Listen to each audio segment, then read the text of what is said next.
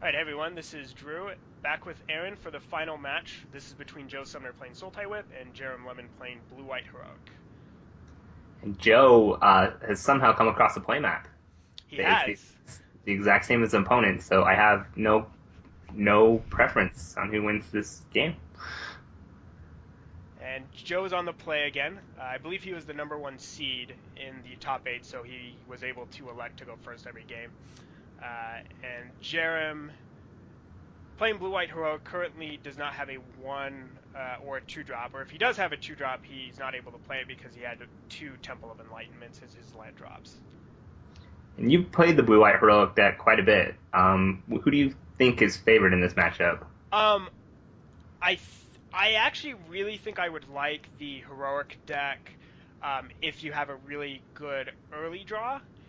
Um, you probably need your draws to go well though to beat like a whip draw, right? Where it's difficult for you to race, maybe like a whip or whatever. But if you do have like, I was playing Stubborn Denial, so if you have like a Stubborn Denial for the whip game 1, then you might be able to win. But here, Joe's able to develop his board with a Sado Wayfinder and a Courser Crufix, and Jarom has nothing in play. So,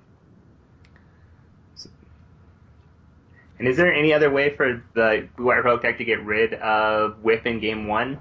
um, I don't believe so.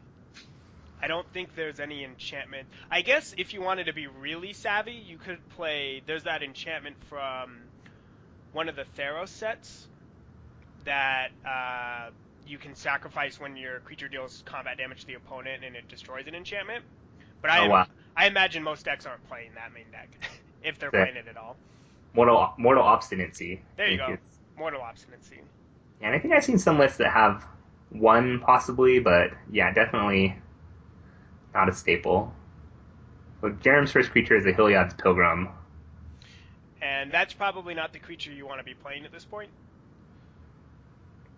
Right. Doesn't have heroic, so even enchanting it up's not going to give you a ton of value. Does let you get one enchantment from put it in your hand, but One card that I was playing when I first started playing the deck was Fabled Hero, which I think most decks don't really play anymore.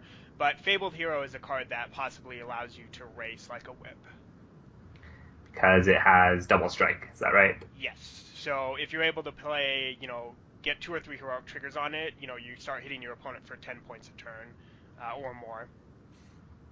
Right. And the one nice thing about the heroic deck, and it's sort of an advantage in this, is the Sultai Whip deck is very good at gumming up the ground, so making it hard to attack through. But the heroic deck can easily get around that. It has a lot of things to make your creatures flying, such as Stratus Walk, or unblockable with Aqueous Form. Right. And Joe actually looks like he has a really good curve here. His turn 2 play was a Sado Wayfinder, followed that up with a Courser or Kufix, and then his turn 4 play was a Sidisi. And all Jarom has is a Heliod's Pilgrim, which, like you said, not the most exciting creature in the deck. In fact, probably the least exciting creature to, be doing combat. Looks like Joe also has the foil Temple of Mystery from the Clash pack, which is the preferred pitcher for connoisseurs of Temples of Mystery everywhere. So, advantage Joe, I think, all around. Alright, well, when you start playing Stratus Walks on your Heliod's Pilgrims, things probably aren't looking that up for you.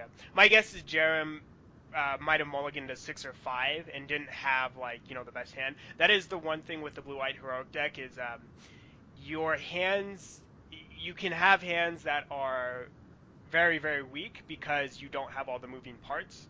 You don't have lands and creatures and spells to trigger your heroic, or you can have you could have a hand with like all lands and all enchantments, or a hand with like all lands and all creatures, and then you're just like kind of a weak white weenie deck.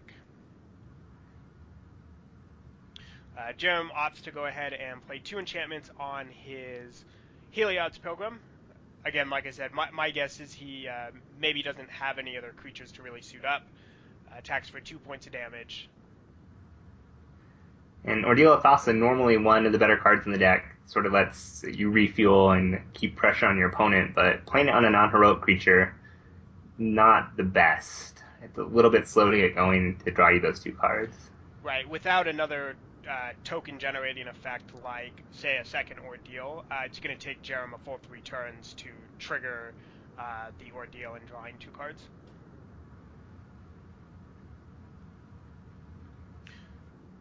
What's that on top of Joe's deck? I actually don't know what that is. I can't. I got milled. We don't care. It's gone. Apparently irrelevant because, yeah, it got removed with the Sidisi trigger.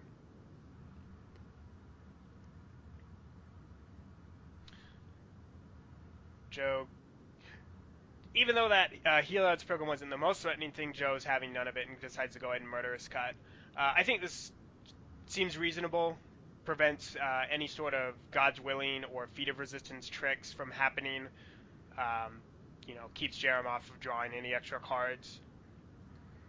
Yeah, definitely like doing it on Joe's turn while Jarom's tapped out. Always good to sort of play around those tricks, especially from the heroic deck, which is, like we have God's Willing and nowadays Bower of Stance.